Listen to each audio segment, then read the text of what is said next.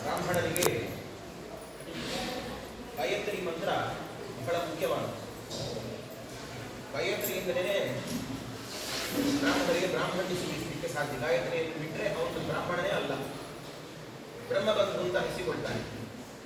ಅದೇ ರೀತಿಯಾಗಿ ಮಾಧ್ವರಿಗೆ ಗಾಯತ್ರಿಯಂತೆ ಸದೃಶವಾದಂತಹ ಒಂದು ಇನ್ನೊಂದು ಮಂತ್ರ ಅಂತ ಇದ್ರೆ ಅದು ಹರಿವಾಯುಸ್ತಿ ಅಂತ ಹೇಳಬಹುದು. ಪ್ರತಿನಿತ್ಯವೂ ಕೂಡ ಪ್ರತಿಯೊಬ್ಬ ಮಾಧ್ವನೂ ಕೂಡ ಪಠಿಸಬೇಕಾದಂತಹ ಒಂದು ಮಂತ್ರ ಅಂತಂದ್ರೆ ಅದು ಹರಿವಾಯುಸ್ತಿ.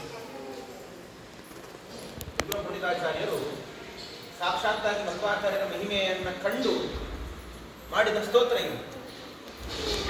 ಇದಕ್ಕೆ ಸಾಕ್ಷಾತ್ ಆಚಾರ್ಯರೇ ಆರಂಭದ ನಖಸ್ತುತಿಯನ್ನು ಬರೆದುಕೊಟ್ಟು ಇದು ಸ್ವೀಕಾರಾರ್ಹ, ಈ ಮಂತ್ರವನ್ನು ಪಡೆದಿದ್ರೆ ವಿಶೇಷವಾಗಿ ಭಗವದ್ ಅನುಗ್ರಹ ಪ್ರಾಪ್ತಿ ಅದೇ ಹೇಳಿ ಸಿಗ್ನೇಚರ್ ಹಾಕಿಕೊಟ್ಟು ಒಂದು ಶಿಫಾರಸು ಪತ್ರಕ್ಕೆ ಆ ಮುಖ್ಯಾಧಿಕಾರಿಗಳ ಸಿಗ್ನೇಚರ್ ಇತ್ತು ಅಂತಂದ್ರೆ ಬೇಗ ಪಾಸ್ ಆಗ್ತದೆ. ಅದೇ ರೀತಿಯಾಗಿ ಪಂಡಿತಾಚಾರ್ಯರು ಮಾಡಿಕೊಟ್ಟಂತಹ ಈ ಒಂದು ವಾಯುಸ್ತುತಿಗೆ ಆಚಾರ್ಯರು ನಖಸ್ತುತಿಯನ್ನು ಬರೆದು ಅದೊಂದು ಸಿಗ್ನೇಚರ್ ಇನಿಷಿಯಲ್ ಹಾಕಿ ಈ ಸ್ತೋತ್ರವನ್ನು ಎಲ್ಲರೂ ಪಠಣ ಮಾಡಿ ವಿಶೇಷವಾಗಿ ವಾಯುದೇವರ ಅನುಗ್ರಹಕ್ಕೆ ಪಾತ್ರರಾಗಿ ಅಂತ ಹೇಳಿದ್ರಿಂದ ಸಕಲ ಮಾಧ್ವರು ಕೂಡ ಇವತ್ತು ಪ್ರತಿನಿತ್ಯವೂ ಕೂಡ ಈ ಮಂತ್ರವನ್ನು ಪಠಿಸಿ ಅವರವರ ಅಭೀಷ್ಟವನ್ನು ಸ್ವೀಕಾರ ಮಾಡ್ತಾ ಇದ್ದಾರೆ. ಈ ಒಂದು ಹರಿವಾಯುಸ್ಥಿತಿಯಲ್ಲಿರುವಂತಹ ಒಂದೊಂದು ಶ್ಲೋಕಗಳು ಒಂದೊಂದು ನಮ್ಮ ಅಭೀಷ್ಟವನ್ನು ನೀಡ್ತದೆ. ಗೊತ್ತಿದೆ ಏನೇನು ಅಭೀಷ್ಟವನ್ನು, ನಮಗೇನಾದರೂ ಅಭೀಷ್ಟ ಉಂಟು ಅಂತಾದರೆ ಪುರಸ್ಕರಣ ಕ್ರಮದಲ್ಲಿ ಅದನ್ನು ಪಾರಾಯಣ ಮಾಡಿತು ಅಂತಂದ್ರೆ ನಮ್ಮೆಲ್ಲ ಅಭೀಷ್ಟವನ್ನು ಏನು ಬೇಕು ನಿಮಗೆ ಸಕಲಾಭೀಷ್ಟವನ್ನು ಕೊಡುವಂತಹ ಒಂದು ದಿವ್ಯ ಔಷಧ ಇದ್ರೆ ಅದು ಹರಿವಾಯುಸ್ಥಿತಿ. ಸಕಲ ಚೇತನರು ಕೂಡ ಎಲ್ಲ ಚೇಷ್ಟೆಯನ್ನು ಮಾಡಲಿಕ್ಕೆ ಮುಖ್ಯ ಪ್ರಾಣದೇವರು ಕಾರಣ.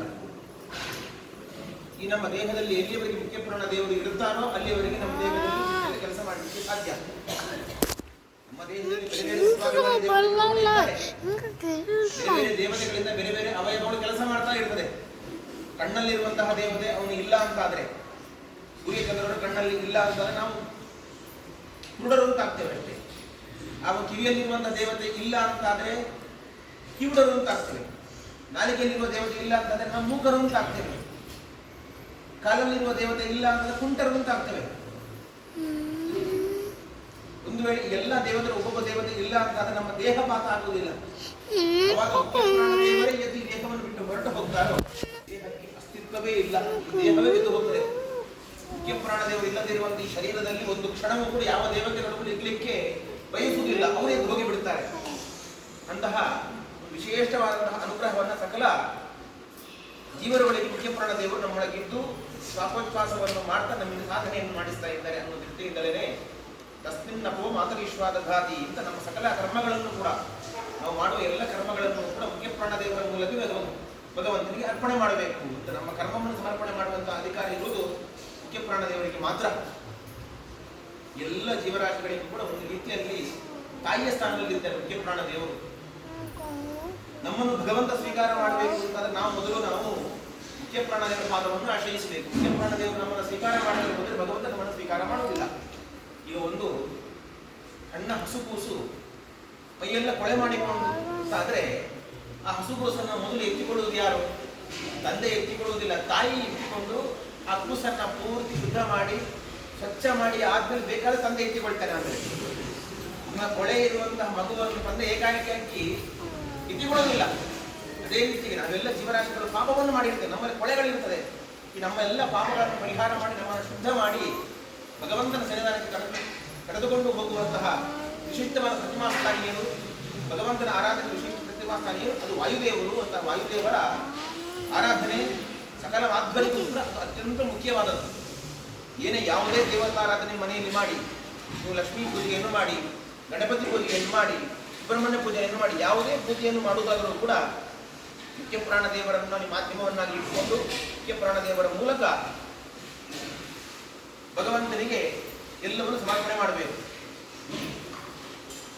ಲಕ್ಷ್ಮಿಯ ಆರಾಧನೆಯನ್ನು ಮಾಡ್ತೀರಿ ಅಂತಾದರೂ ಕೂಡ, ನೀವು ದುರ್ಗೆಯ ಆರಾಧನೆಯನ್ನು ಮಾಡ್ತೀರಿ ಅಂತಾದರೂ ಕೂಡ ಮುಖ್ಯ ಪ್ರಾಣದೇವರ ಒಳಗಿರುವಂತಹ ಆ ಲಕ್ಷ್ಮಿಯ ಒಳಗಿರುವಂತಹ ನಾರಾಯಣನಿಗೆ ಸಮರ್ಪಣೆ ಅಂತೇಳಿ ಈ ರೀತಿಯಾಗಿ ನೀವು ಯಾವುದೇ ದೇವತಾರಾಧನೆಯನ್ನು ಮಾಡಬೇಕಾದ್ರೂ ಕೂಡ ಮಾಧ್ಯಮವಾಗಿ ಮುಖ್ಯ ಪ್ರಾಣದೇವರು ಇರಬೇಕು. ಗಣಪತಿಯ ಆರಾಧನೆ ಮಾಡಬೇಕಾದ್ರೂ ಕೂಡ ಗಣಪತಿಯ ಅಂತರ್ಗತನಾದಂತಹ ಮುಖ್ಯ ಪ್ರಾಣದೇವರ ಅಂತರ್ಗತನಾದಂತಹ ವಿಶ್ವಂಭರನಿಗೆ ಸಮರ್ಪಣೆ ಅಂತ ನೀವು ಎಲ್ಲಿ ಮುಖ್ಯ ಪ್ರಾಣದೇವರನ್ನು ಬಿಡಲಿಕ್ಕಿಲ್ಲ. ನೀವು ಮುಖ್ಯ ಪ್ರಾಣದೇವರನ್ನು ಬಿಟ್ಟರೆ ಕರ್ಮ ಹೋಯ್ತು ಅಂತ ಲೆಕ್ಕ, ನೀವು ಮಾಡಿದ ಅಷ್ಟು ಕೆಲಸ ಬಿಟ್ಟಿದ್ದು ಹೋಯ್ತು ಅಂತ ಲೆಕ್ಕ. ಯಾಕೆ? ನಮ್ಮ ಕರ್ಮವನ್ನು ಸಮರ್ಪಣೆ ಮಾಡುವ ಅಧಿಕಾರ ಇರುವುದು ಮುಖ್ಯ ಪ್ರಾಣದೇವರಿಗೆ ಮಾತ್ರ. ಹಾಗಾಗಿ ನಾವು ಮುಖ್ಯ ಪ್ರಾಣದೇವರು ನಮ್ಮ ಈ ಜೀವನದಲ್ಲಿ ಬಿಡಲಿಕ್ಕೆ ಇಲ್ಲ. ಪ್ರತಿನಿತ್ಯವೂ ನಮ್ಮ ಉಸಿರುವುದೇ ಅವರಿದ್ದಾರೆ. ಅವರು ನಮ್ಮೊಳಗಿದ್ದು ಉಸಿರಾಟ ಮಾಡಿದ್ರೆ ನಮ್ಮ ಜೀವನ ಉಂಟು, ಇಲ್ಲಾಂದ್ರೆ ನಮ್ಮ ಜೀವನವೇ ಇಲ್ಲ. ಇದು ನಮ್ಮ ಸಾಧನೆ ಇರುವುದು ಮುಖ್ಯ ಪ್ರಾಣದೇವರಿಂದ. ಋಷಿಯುದ್ಧ ಆ ವಾಯುಸ್ತುತಿ ಪ್ರತಿಯೊಬ್ಬ ಮಾತುಗಳು ಕೂಡ ಪಠನೆ ಮಾಡಲೇಬೇಕು. ನೀವೆಲ್ಲ ಬಹಳ ಶ್ರದ್ಧೆಯಿಂದ ವಾಯುಸ್ತುತಿ ಪಾರಾಯಣ ಸೇವಾ ಬಳಗ ಅಂತ ಮಾಡಿಕೊಂಡು ನೀವು ಪ್ರತಿ ಕ್ಷೇತ್ರಕ್ಕೆ ಹೋಗಿ ಇದನ್ನು ಪಾರಾಯಣ ಮಾಡಿಕೊಂಡು ಬರ್ತಾ ಇದ್ದೀರಿ. ಇದು ನಿರಂತರವಾಗಿ ಸಾಗಲಿ. ಎಲ್ಲ ಕ್ಷೇತ್ರಗಳಲ್ಲೂ ಕೂಡ ಈ ರೀತಿ ಪಾರಾಯಣವನ್ನು ಮಾಡಿ ಮುಖ್ಯ ಪ್ರಾಣದೇವರ ಭಗವಂತನ ವಿಶೇಷ ಅನುಗ್ರಹ ನಿಮಗಾಗಲಿ. 74-75 ಈ ಕ್ಷೇತ್ರದಲ್ಲಿ ವಾದಿರಾಜರ ಸನ್ನಿಧಿಯಲ್ಲಿ ವಾದಿರಾಜರು ಕೂಡ ವಾಯುಸ್ತುತಿಯನ್ನು ಮಾಡಿದರು. ವಾದಿರಾಜರು ವಿಶಿಷ್ಟವಾದ ವಾಯುಸ್ತುತಿಯನ್ನು ಮಾಡಿದರು. ಹನುಮಂತ ರೂಪ ವಾಯುಸ್ತುತಿ ಇದು ವಾದಿರಾಜರು ವಾಯುಸ್ತುತಿಯನ್ನು ಮಾಡಿದ್ದಾರೆ.